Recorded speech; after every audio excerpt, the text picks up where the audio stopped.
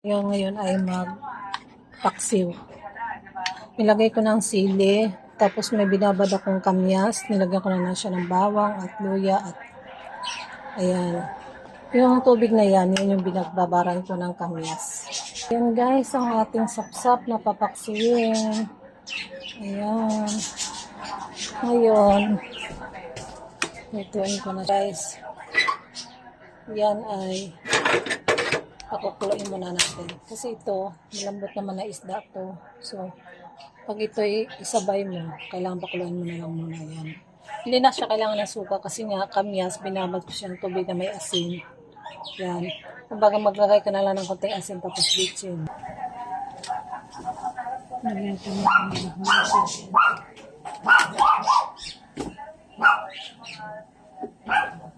tapos asin. Tapos bitchin.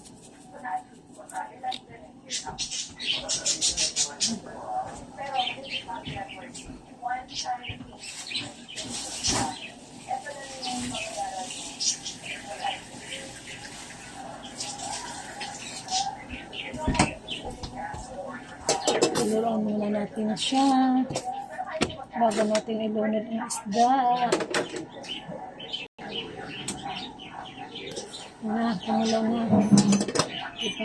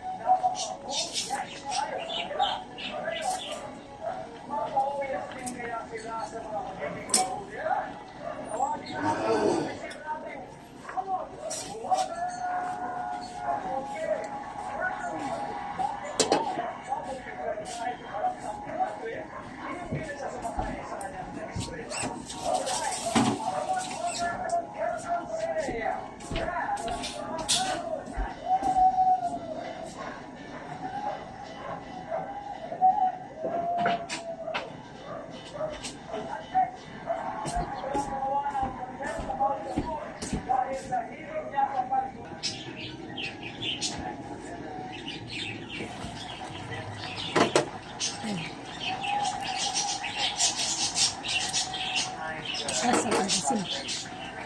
Sarap na asin. Yan na, luto na ang ating paksiw na sapsap. Sinabaw ko din yung binabad ko na kamyas. Lagyan ng asin. Tubig. Thank you for watching guys. Bye-bye.